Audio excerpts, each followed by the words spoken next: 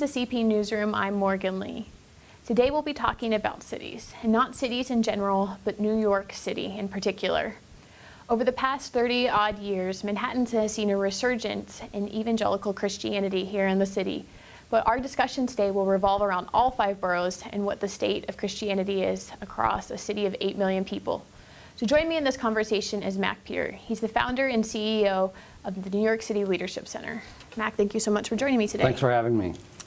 So, Mac, for many of us who have conceptions of New York City that are based largely on books and movies, we may be unfamiliar a little bit with Flushing, Queens, which is your home and has been for a while. Right. Can you tell us a little bit about this neighborhood?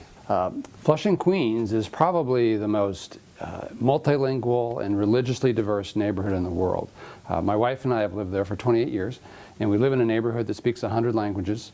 We have every major world religion within about a 15-minute walk of our home. And Flushing was the home of the World's Fair in 1939 and 1964, and after the Immigration Act of 1966, immigrants poured in from all over the world into Queens in particular and in Flushing especially. So you wrote a piece last year, and I'm just going to quote you on this, and it says, "The stubborn facts we face in New York City include tens of millions of people who still need the gospel, a graduation rate among high school students hovering around 50%, an exploding prison population, in part because of low graduation numbers, and enormous chasms between races and societal cultures, even in the faith-based community." However, one of the things that I've noticed, and most people will realize when they walk around here, is that in many of these less affluent neighborhoods where there's a lot of these problems that you were mentioning, there are plenty of storefront churches and houses of worship. So can you help us unpack what we see is going on here? Sure. One of the truisms about faith in the metropolitan New York area, there tends to be an inverse relationship between affluence and spiritual receptivity. In the communities that have less resources, you tend to have a stronger presence of people of Christian faith. In places like Harlem, for example, you'll have 400 churches, 300 of whom are storefront churches. These churches are very important, though, because they make a great contribution to the community. They provide volunteerism, they engage public schools. And the faith-based community in New York City, we think, contributes about $1 billion a year in gift in kind to the city through volunteerism and services in the community. So there's a lot of disparity between rich and poor in New York, and even within the church. But the faith community is making a very tangible, practical impact on communities. You're also someone that's been very serious about praying for New York City. And can you just tell us what the type of work that you've done around prayer? 26 years ago, we invited 16 churches to come together to pray together on a Friday night in what we call a concert of prayer. And in that first gathering, we didn't have 16 churches, we had 75 churches that showed up. There's been a huge hunger in the part of churches across New York to come together to pray together. Over the last 25 years, we've had 2,000 churches, about 250,000 people that have gathered in various expressions of prayer that have included prayer walking, that have included pastors' prayer summits, that have included the National Day of Prayer.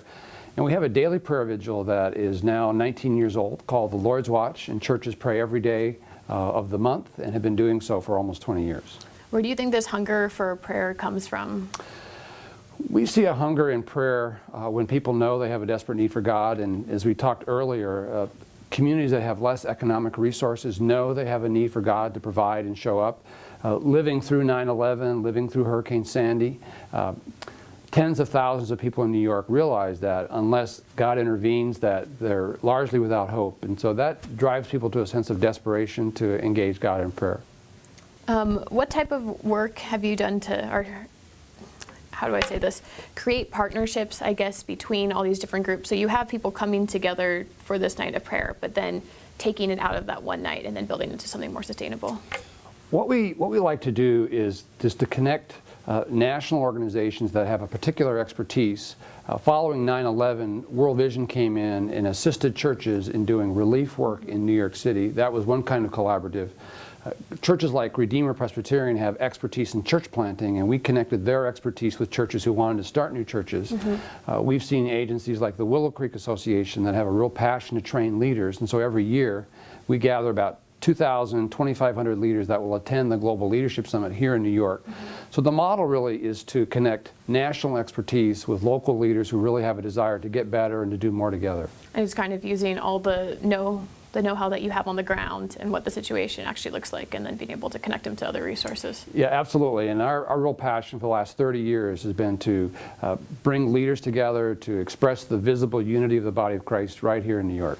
Which I think is like really exciting, because I know in my own neighborhood, there's at least like 4 or 5 different churches, and sometimes I'm wondering, how are they all connected together? Are they cognizant of their own existence, or everyone just, they talk about Sundays being the most segregated hour in America. And so being able to pull all those people together really kind of looks like that vision of unity. Yeah, that's a passion we have, and we know that every church is unique, every neighborhood is unique, but we try to create as many opportunities for leaders to come together and work together as we can. What are some common misconceptions that Christians may have about New York City who have never been here or not spent that much time here that you would like to dispel? One of the demographic realities is that 90% of the active Christians in New York are non-white. So there's a huge diversity here. New York is probably the most international church in human history. New York is a great receptacle of Christians from the global south. We have 2,500 Hispanic churches in New York now. We have probably 600 to 800 Korean churches in metropolitan New York. We have hundreds of African churches, hundreds of Chinese and Korean churches. So one of the myths is probably that Christianity looks very similar in New York to the rest of the country, and it's very different. New York is a small continent made up of many countries, and that's really the way to think about New York and to look at it. How do you anticipate the Christian community working with Mayor Bill de Blasio? One of the things that we're encouraged about with the mayor is that he stood with the churches in the right to worship movement. Mm-hmm. But we're hoping that there'll be an opportunity to think very pragmatically about what communities need, especially the educational disparity in New York, that we can really see more and more robust school-church partnerships. Young Life is doing a great job working with agencies like 2020 for Vision for Schools, and very interested churches who really want to come together and help public schools provide better academic programs, better after-school programs, and to do some creative arts together. Awesome. Well, thank you so much, Mac, for just coming in here and telling us a little bit more about the intersection of New York City and Christianity. Yeah, thanks so much. For CP Newsroom, I'm Morgan Lee, and we'll see you next time.